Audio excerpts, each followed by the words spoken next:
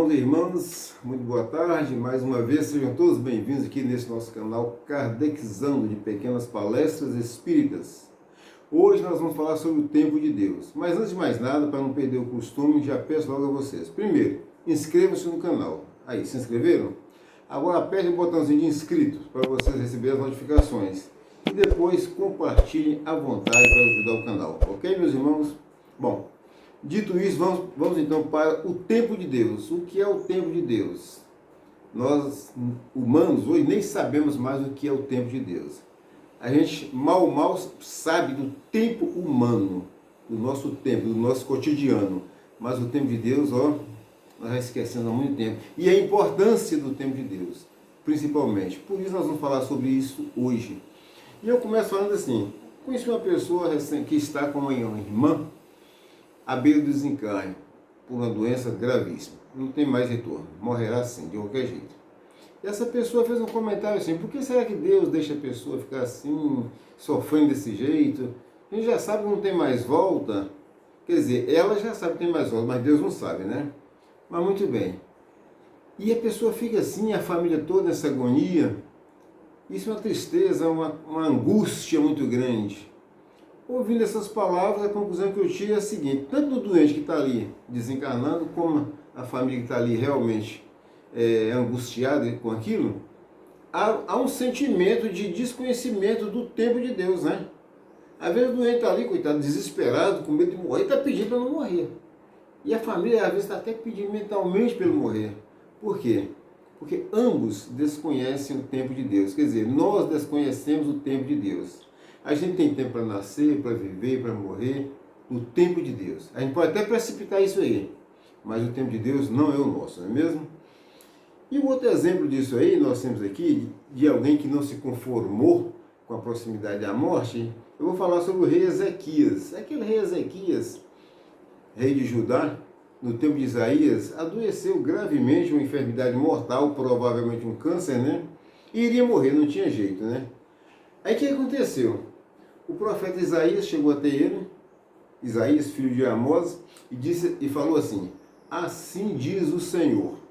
Deus agora falou: assim diz o Senhor, põe em ordem a tua casa, porque morrerás e não viverás. Ou seja, o profeta ali, Isaías, já falou com ele a ordem de Deus: você vai morrer, não viverás mais. Ponha em ordem a tua casa. O que aconteceu, meus irmãos? Ezequias virou o rosto para a parede e orou ao Senhor. E disse assim, olha para vocês verem aqui: peço-te, lembra-te agora de que andei diante de ti em verdade e com coração perfeito, e fiz o que era reto aos teus olhos. Olha bem, só essa oração. Como se andar reto em face das leis de Deus, fazer tudo que Deus quer, né, não fosse obrigação. Quer dizer, o rei Ezequias não sabia disso, né? Porque andar reto e corretamente dentro das leis de Deus é só obrigação para todos nós. Não importa se é rei ou se é homem comum. Mas tudo bem. E chorou muitíssimo, Ezequias chorou muito. Então veio a palavra do Senhor a Isaías, dizendo: vai e diz a Ezequias: assim diz o Senhor, o Deus de Davi, teu pai, ouvi a tua oração e vi as tuas lágrimas. Eis que acrescentarei aos teus dias 15 anos. Está lá em Isaías 38, 1:5. Então Deus chegou, segundo está lá na Bíblia, né? Acrescentou 15 anos mais na vida do nosso irmão, o rei Ezequias, em função da oração dele, e porque ele disse que tinha andado reto nos caminhos do Senhor. Tudo bem. Parece também que o Senhor não sabia disso. Ele até pediu o Senhor para lembrar, né? E essa questão, meus irmãos, de organizar a casa, isso tem muita... se a gente for falar sobre isso, que vai ter pano para manga, né? Organizai-vos, né?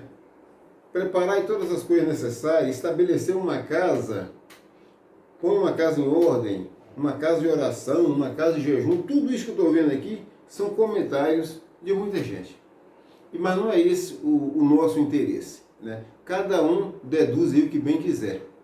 Eu entendo assim: põe em ordem a tua casa espiritual. Então, nosso amigo rei Ezequias estava ali em vias do desencarne, né? e alguma coisa ainda estava pendente. Ou talvez essas pendências é que o estavam levando ao desencarne. E talvez Deus ia até dar um livramento para ele, levando, né, para o mundo espiritual mais cedo. Porque ninguém, e como Deus o curou, acrescentou mais 15 anos, a gente tem certeza de uma coisa. Deus não fez aquilo porque ele pediu oração, não. Deus sabia muito bem quem era ele. Nós, espíritas, entendemos o seguinte, a doutrina espírita diz o seguinte, ele não tinha que morrer naquela hora. Não fala assim, mas ele não tinha que morrer. Porque se tivesse, ele morreria. Se fosse o final do tempo dele estabelecido por Deus, ele viveria. Ele estava doente, não teria que morrer e Deus o curou. Foi isso que aconteceu. Por quê, meus irmãos? A doutrina espírita nos diz lá, pergunta 13, fala sobre a imutabilidade de Deus. Deus é imutável. Se Deus é imutável, suas leis também o são. E se as leis de Deus não fossem imutáveis, não haveria equilíbrio no universo. Então as leis de Deus são imutáveis para que mantenha-se o equilíbrio em tudo. Eu falo do universo sem fim que nós estamos muito longe sequer de imaginar. Muito bem. Então o que a gente entende, o nosso entendimento é esse. Ele não tinha que morrer, ele tinha que morrer daí a 15 anos. Né? Ele poderia até morrer se Deus talvez não o curasse. Mas o prazo dele era de 15 anos. Deus foi e curou e deixou ele na terra mais 15 anos. E eu remeto vocês para ler toda a Bíblia lá, vocês vão ver que não foram agradáveis para ele, para o rei Ezequias, esses 15 anos que foram acrescentados. Então a questão é essa, nós estamos aí diante de dois tempos, né? A doutrina espírita, como eu já falei, Deus é o quê? É a inteligência suprema, a causa primária de todas as coisas, certo? Então o que nós temos que fazer é o seguinte, valorizarmos cada vez mais o nosso tempo aqui na Terra, certo? Porque da valoração desse tempo é que vai estar, ou melhor dizendo, valorando esse tempo, vamos estar escrevendo o nosso futuro, tá? Vamos estar escrevendo a nossa jornada para entrarmos definitivamente naquilo que se chama o tempo de Deus. E o Espírito Emmanuel fala exatamente isso aí. Olha o que Emmanuel falou aqui, ó. Prestem bem atenção para vocês verem. O Espírito Emmanuel disse assim, veja bem, olha bem, o tempo, palavras de Emmanuel agora, através da psicografia de Chico Xavier. O tempo endereça às criaturas o seguinte aviso, em cada alvorecer, certamente Deus te considera outros dias e outras oportunidades de trabalho, mas faze agora todo o bem que puderes, porque dia igual ao de hoje só terás uma vez. Então fica claro aí que Deus, como sempre, está preocupado com o nosso crescimento espiritual. Se eu faço o melhor agora em todos os sentidos, eu estou crescendo espiritualmente. Então Deus não estava preocupado com o modus vivendi do rei Ezequias. Se ele era bom para o povo politicamente, se ele era isso, era aquilo, se ele orava, se ele dava sacrifício. Então Deus estava preocupado com o rei Ezequias espiritualmente. Era isso. E dessa forma é para todos nós. Essa é a preocupação de Deus, nosso Pai, né? Então a Bíblia apresenta um conceito assim, diversificado com essa questão de tempo. Veja bem. Inclusive é ligado também aos estudiosos da filosofia, né? Eles dizem assim, vejam bem, a humanidade vive no Cronos. Cronos é o tempo terrestre, tá? Isso é, o tempo cronológico relacionado ao nosso cotidiano, às nossas atividades humanas. E afirma, todavia Deus age em outro tipo de tempo, chamado Kairos. Cronos e Kairos são palavras gregas, né? O nosso dia a dia é Cronos, aquilo que nós podemos medir de 1 minuto a 24 horas e a anos e séculos, né? Mas o tempo de Deus é outro, não tem nada a ver com nós. É o tempo que é o momento oportuno para tudo acontecer. E quando acontece, entendeu? Desde a criação de mundos até o fim de mundos, de humanidades e civilizações, tudo dentro do tempo de Deus. Então, quer dizer, a própria Bíblia puxou isso para lá, essas duas palavras, Cronos e Kairos, certo? E se os irmãos quiserem encontrar maiores referências sobre isso aí, ou melhores, eu remeto todos vocês para Eclesiastes 3:1-8. Mateus 16, 2, 3 e Efésios 5, 15, 17. Né? Então, os gregos antigos, né, como eu disse, tinham essas duas palavras para o tempo. Cronos, tempo terrestre, né, e Kairos, que é o tempo de Deus. Um é um tempo quantitativo, o outro é o tempo qualitativo. O Kairos é o tempo de Deus. É quando acontece tudo do jeito que tem que acontecer.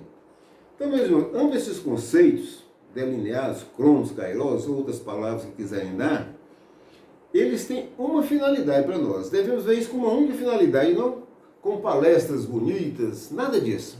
Vamos ver isso da seguinte forma. Vamos ver da seguinte forma essas duas expressões de tempo, Cronos e Kairos. Tá? Ambas são aptas a nos fazer entender as coisas de Deus. É isso. E a finalidade do tempo de Deus para o nosso progresso espiritual. Eu estou no tempo Cronos, no tempo humano, aquele tempo que se pode medir, tá? Mas o tempo de Deus para mim é outro. Tá? O tempo de Deus para todas as coisas é o tempo da qualidade. É isso que nós devemos ficar atentos. Nos leva a concluir que o homem que pretende transformar-se em pessoa melhor deve, obviamente, valorizar as oportunidades sagradas do tempo presente, que é o Cronos, tá? Mas com um olhar voltado para o amanhã, para que em face das reencarnações transforme-se num espírito puro, de acordo com o tempo de Deus, Kairos. Só nesse tempo de Deus que nós não sabemos, nós vamos ter que percorrer o nosso tempo Cronos e o tempo de Deus, para atingirmos essa perfeição. Então só Deus tem o tempo certo para cada um de nós, meus irmãos. Continuando aqui, o Emmanuel analisa também as palavras de Paulo, quando ele fala assim, Paulo, lá em Romanos 14, 6, aquele que faz caso do dia, para o Senhor o faz. E nos mostra a importância de aprendermos a valorizar o tempo de hoje. O que transcorre da existência corporal para que venhamos a viver plenamente o tempo de Deus, que sempre nos alcança cedo ou tarde. A maioria dos homens não percebe os valores infinitos do tempo. Existem efetivamente homens que abusam do tempo, julgam o tempo pela riqueza dos benefícios que conseguem juntar. Dizem, tempo é dinheiro. Seria justo perguntar para eles. É lógico que todo homem conte com o tempo de Deus. Mas se esse tempo estiver sem luz, sem equilíbrio, sem saúde, sem trabalho, de que valerá para você? Principalmente sem progresso espiritual. O Espírito Emmanuel alerta assim, os interesses imediatistas do mundo clamam que o tempo é dinheiro, para em seguida começar tudo em encarnações mais sofridas, as obras incompletas na esteira das encarnações. Porque nessa ele se preocupou com o tempo Cronos, o tempo do dinheiro. Né? Então, meus irmãos, por isso mesmo os homens fazem, refazem, constroem, destroem, aprendem levianamente e recapturam com dificuldade nas conquistas e experiências. A grandes agruras, a grandes sofrimentos. Por quê? Porque tempo é dinheiro, não é isso? Mas esquecemos o tempo de Deus. O tempo de Deus não para. Eu fico por aqui, porque o tempo de Deus nos fornece esperança para um futuro promissor, melhor e feliz. Acreditemos então no tempo de Deus e cuidemos de nossa vida espiritual. Agradeço a todos vocês, mais uma vez, fiquem todos com Deus.